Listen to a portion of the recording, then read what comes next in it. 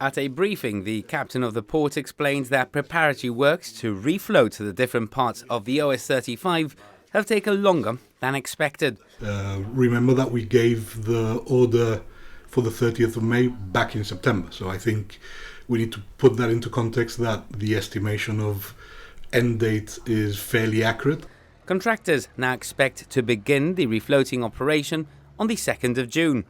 John Guillot said it was important for the process to be methodical and deliberate, and he stressed it was vital for the processes to be completed properly. Be methodical about it means that we are planning and making sure that we build on certainty.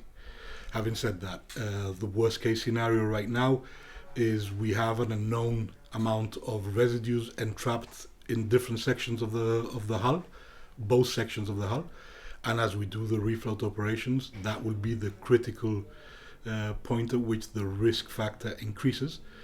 But because it's a planned operation and we are doing it in a controlled manner, we can then make sure that we have resources and plans in place to deal with the eventualities as they develop. The final phase of the wreck removal operation coincides with the better weather and the start of the bathing season. The aim is to mitigate and minimize impact to beachgoers. Again, I need to be totally honest, we cannot guarantee that there will be no impact.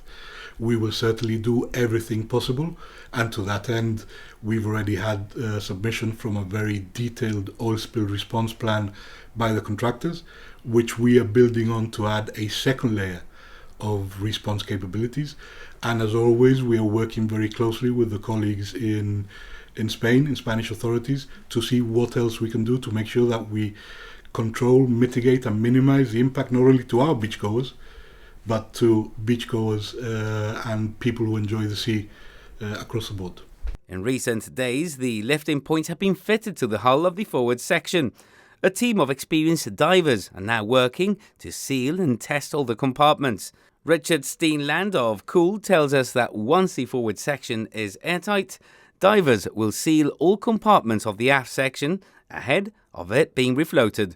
We'll refloat both sections. The aft section is full of water at the moment. If you pump that out, she will slowly come up and start floating, hopefully by herself. And we move her to the fjord and watch her. After that, in a nutshell, we do the same, but with lifting, again, floating and lifting to the front. We move her to the fjord as well. The semi-submersible will go down. Both sections will be placed on the semi-sub, and we lift her. And basically, if you say it quick, it's 2 minutes, but it will be the next couple of weeks. The OS35 has dominated the view on our eastern shores for almost 9 months now. But if all goes according to plan, in just a few short weeks, we will all once again be able to look beyond the horizon.